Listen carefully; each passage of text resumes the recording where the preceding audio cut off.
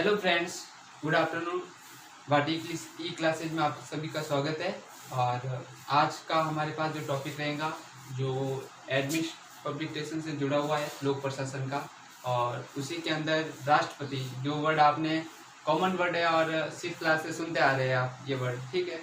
तो आज हम राष्ट्रपति के बारे में बात करते हैं कि एक्चुअल में राष्ट्रपति है क्या, भारत के अंदर इसकी क्या भूमिका है, क्या करता है, क्या नहीं करता है। तो राष्ट्रपति, ठीक है ना। तो भारत के संविधान के अनुसार मतलब देखा जाए तो बहुत सारे अनुच्छेद है जिसके अंदर राष्ट्रपति का उल्लेख किया गया है।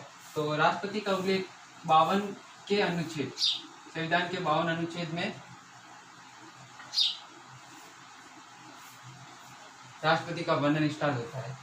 तो देखते हैं इसके अंदर अनुच्छेद तो बहुत आते हैं, और भारत के अंदर जो स्थिति 52 से लगाकर जो बनती है एंड तक, वो आपको डिटेल से समझाऊंगा, ठीक है।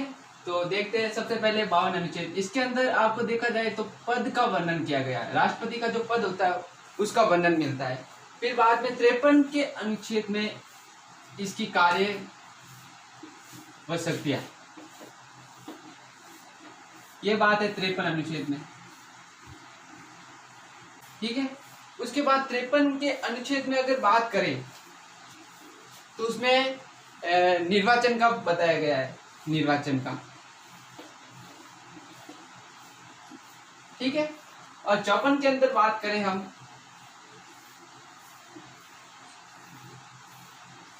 इसमें आपको निर्वाचन पद्धति,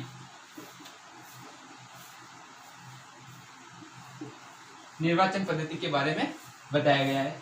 और इसी के साथ मैं आपको एक वर्ड ऐड कर लेता हूं, उपराष्ट्रपति। इसके बारे में भी आपने सुना होगा। तो राष्ट्रपति बनने के लिए सबसे पहले क्या क्या योग्यताएं होनी चाहिए, क्या क्या और भी मतलब जानकारी होनी चाहिए। तो देखते हैं राष्ट्रपति के लिए सबसे पहले, ये मिटा देता हूं मैं।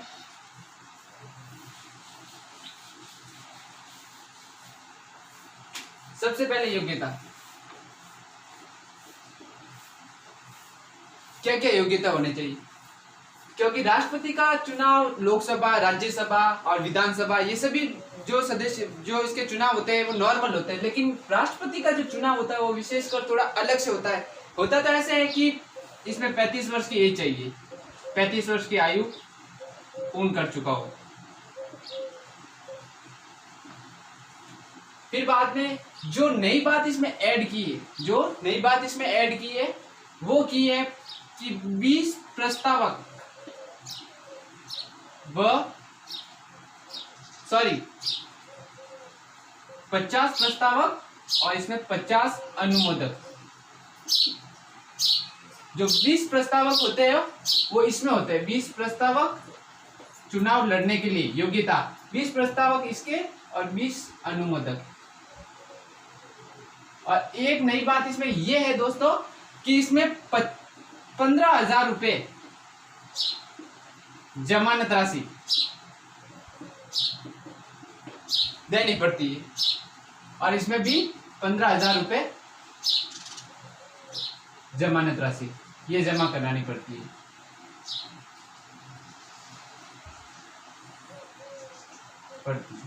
ठीक है। ये जमानत राशि आपकी तब जब्त होती है जब आप 1/6 मतदान नहीं लाते हो, मतदान नहीं होता है, आपके पास बहुमत नहीं होता है 1/6, तो आपकी जो राशि है वो जमानत जब्त कर ली जाती है। तो ये दोस्तों ये नई बात इसमें ऐड हुई है, लेकिन है जैसे कि 35 वर्ष की आयु और वो पागल, दिवालिया वगैरह वो नहीं हो, वो तो हर किसी के लोकसभा का चुनाव लड़े तो भी ये शर्तें लागू की गई है, और राज्यसभा का चुनाव लड़े तो भी ये लागू की गई है। लेकिन राष्ट्रपति का चुनाव जो है वो थोड़ा स्पेशल कर लिया है, लेकिन इसमें 35 वर्ष की आयु तो है ही है, लेकिन इसमें बात क्या है कि 50 प्रस्तावक प्लस 50 अनुमोदक के साथ आप चुनाव लड़ सकते हैं, और 15,000 रुपए की जमानत राशि आपको पहले जमा करवानी पड़ती है। ये मिटा देता हूं मैं।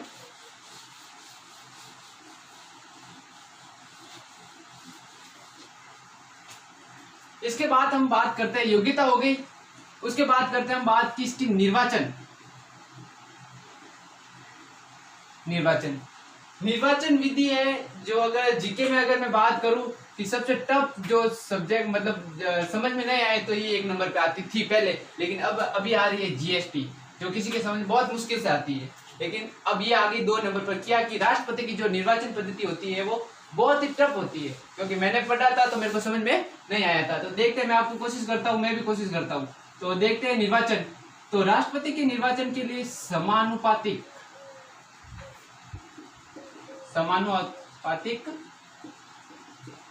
प्रणाली का प्रयोग किया जाता है।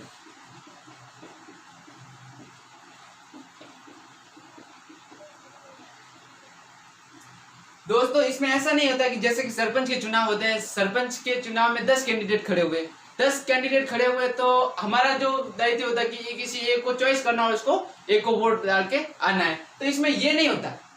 यदि राष्ट्रपति के चुनाव में देखना, मैं बताता हूँ इसमें डिटेल से, राष्ट्रपति का जो चुनाव होता है उसमें कौन से सदस्य भाग लेते हैं, क्योंकि इसमें ये नहीं कि इसमें अप्रत्यक्ष विधि से होता है, अप्रत्यक्ष विधि से होता है, न कि प्रत्यक्ष विधि से। राष्ट्रपति का चुनाव अप्रत्यक्ष विधि से होता है। और इसमें क्या होता है देखना कि यदि हम एक वोट डालते हैं ना तो वो 129 के बराबर होता है, 129 के बराबर होता है। वो कैसे दोस्तों, तो देखते हैं। लोकसभा 1, राज्यसभा 2 और विधानसभा प्लस इसमें 1969 से दिल्ली प्लस पुडुचेरी को ऐड किया गया है। ये यहाँ के सदस्य मिलकर राष्ट्रपति का चुनाव करते हैं, जिसमें से इसको ऐड किया 1969 में। तो ये सदस्य मिलकर राष्ट्रपति का चुनाव करता है, जिसमें अगर एक विधायक, और इसमें पद्धति होती है कि एक विधायक के बराबर एक विधायक बराबर कुल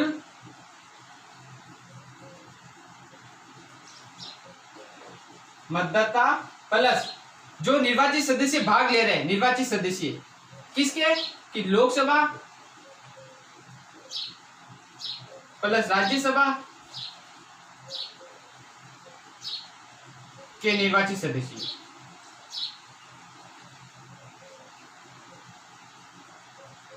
बराबर 100। ये जो मत प्रणाली होती है वो इसी प्रकार होती है, ठीक है। और इसके अंदर सबसे पहले कि मतलब इसमें 501, अब 501 वोट मतदान। अब वो कैसे दोस्तों, तो देखते हैं कि कुल वैध मत बटा 2 प्लस 1 ये लाना, जिसे बोलते हैं न्यूनतम कोटा, जिसे बोलते हैं न्यूनतम कोटा, यानी कि 50% राष्ट्रपति के मतदान के लिए जरूरी है। तो आगे प्रोसेस आगे बढ़ता है। चलो दोस्तों मैं मिटा देता हूं।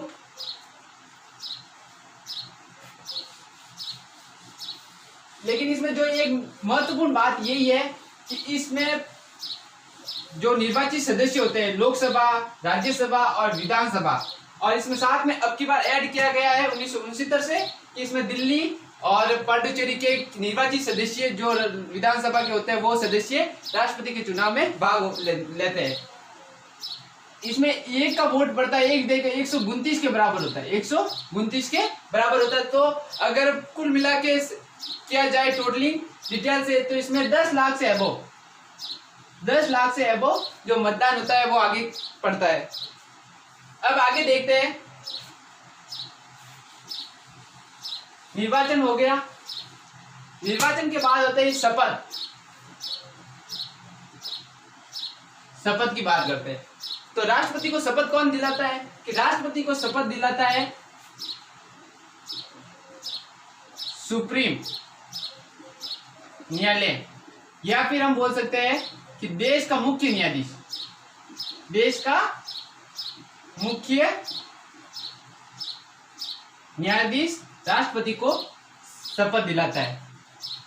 अगर आप दोस्तों ये बोल सकते हो कि देश का अगर मुख्य न्यायाधीश उस पोस्ट पर हो ही नहीं तो कौन शपथ दिला सकता है, तो वहां पर एक ऑप्शन और आता है जिसमें बोल सकते हैं वरिष्ठ न्यायाधीश।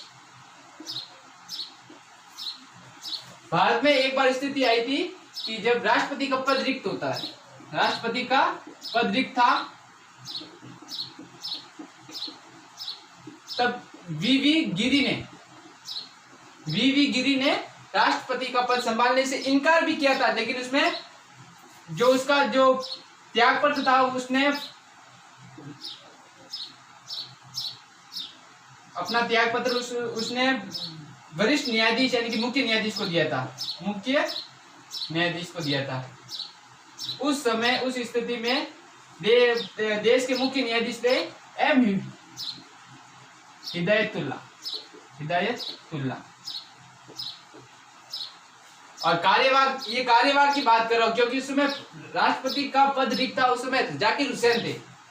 जाकिर हुसैन की मृत्यु हो जाती थी, तब वीवी गिरी ने पोस्ट संभाली थी। पोस्ट के दौरान उन्होंने इस राष्ट्रपति के पद से त्याग पत्र दे दिया, इच्छुक नहीं थे, तो उसने अपना त्याग पत्र मुख्य न्यायाधीश को दिया था। ये बात थी जब राष्ट्रपति जाकिर हुसैन थे।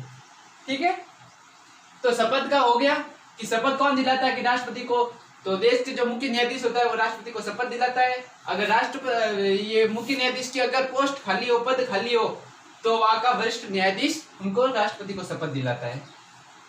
अब आगे चलते हैं। शपथ हो गया।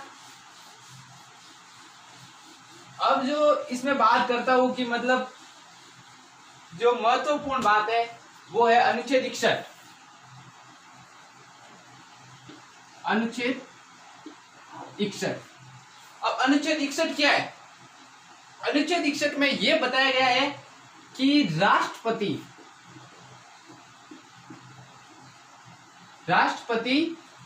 को अपने पद से हटाया जा सकता है। ये किस अनुच्छेद में बात की गई है दोस्तों?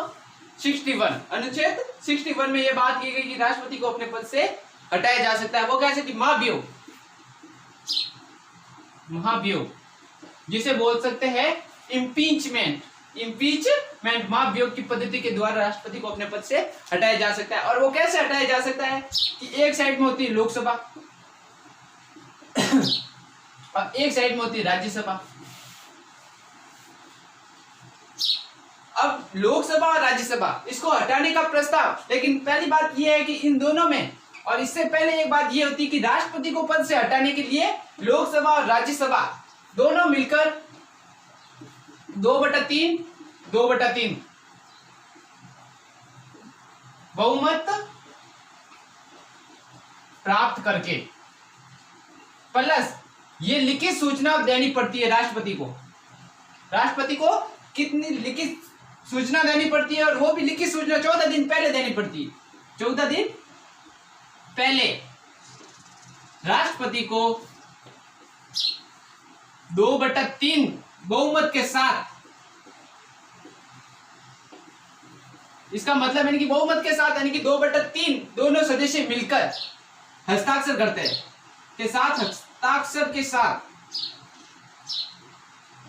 देनी पड़ती है लिखित सूचना राष्ट्रपति को कि हाँ, राष्ट्रपति को प्रस्ताव भेजते हैं 14 दिन पहले कि राष्ट्रपति साहब, आपको लोकसभा और राज्यसभा से प्रस्ताव पारित हो गया है और आपको पद से हटाने की लिखित सूचना दे दी गई है। तो फिर बाद में राष्ट्रपति जो अपनी प्रक्रिया अपनी सफाई के लिए जो सब देना चाहता है वो दे सकता है। ठीक है, ये प्रक्रिया होती है।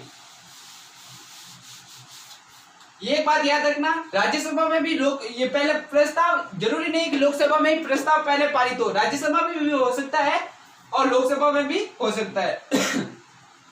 तो और प्लस 2/3 और 2/3 दोनों का बहुमत समान होना चाहिए, और राष्ट्रपति के पास 14 दिन पहले लिखित सूचना देनी पड़ती है कि आपको पद से हटाने के लिए यह प्रक्रिया की गई है। तो इस विधि से मतलब लोकसभा और राज्यसभा के दोनों सदस्य मिलकर 2/3 बहुमत के साथ विद हस्ताक्षर के साथ राष्ट्रपति को भेजते हैं। और अगर इस दोनों में, पहली बात तो ये है कि इन दोनों में अगर प्रस्ताव पारित हो गया तो ये सफल हो गया कि महाभियोग सफल है, फिर बाद में राष्ट्रपति कुछ भी नहीं कर सकता, वो अपने पद से हट सकता है। लेकिन एक जो हस्ताक्षर के लिए अपना जो प्रक्रिया होती है वो राष्ट्रपति के पास भेज देते हैं दोनों मिलकर। लेकिन यहाँ तक अगर पहुंच गए, राज्यसभा में भी पास हो गया और लोकसभा में भी पास हो गया, तो समझ लेना कि राष्ट्रपति का पद खाली है। और राष्ट्रपति का जब पद खाली होता है अभी तक भारत के अंदर महाभियोग की जो ये प्रक्रिया है वो अभी तक लागू हुई भी नहीं है। तो यदि बाय द वे अगर राष्ट्रपति का पद खाली हो तो उपराष्ट्रपति, इसका जो वर्णन मिलता है वो 63 के अंदर मिलता है। 63 अनुच्छेद, बात याद रखना दोस्तों, 63 अनुच्छेद के अंदर 63 और 52 के अंदर मिलता है राष्ट्रपति का। और आगे बात करें तो 74 से स्टार्ट होता है प्रधानमंत्री का। वो बात आपको बाद में बताएंगे प्रधानमंत्री का जब टॉपिक आएगा तो ये बात ध्यान रखना, ठीक है। तो 52 के अंदर राष्ट्रपति हो गया, 63 के अंदर उपराष्ट्रपति हो गया। सेम टू सेम है, 35 वर्ष की आयु इसमें भी चाहिए और 35 वर्ष की बनने के लिए इसमें भी चाहिए। लेकिन ये बात है कि इसमें चुनाव लड़ने के लिए 50 प्रस्तावक प्लस 50 अनुमोदक, लेकिन इसमें क्या है 20 प्रस्तावक और 20 अनुमोदक विद 15,000 रुपए की जमानत राशि है, जैसी प्रक्रिया रहती है, ठीक है। तो अनुच्छेद 61 में आपको महाभियोग हो गया। और ऐसी स्थिति में जब राष्ट्रपति का पद खाली हो तो उपराष्ट्रपति संभालता है। अगर उपराष्ट्रपति का पद खाली हो तो आपका देश का मुख्य न्यायाधीश होता है, वो राष्ट्रपति और उपराष्ट्रपति दोनों का पद संभालता है। और ऐसी स्थिति मैंने बता दी है कि जाकिर हुसैन राष्ट्रपति था तब ये स्थिति आई थी जब बीबी गिरी ने पद संभाला था और पद संभालने से इनकार कर दिया था। उस समय देश के मुख्य न्यायाधीश एम हिदायतुल्लाह ने वहां की पोस्ट संभाली थी, जिस समय वो वहां के राष्ट्रपति थे, ठीक है। अब आगे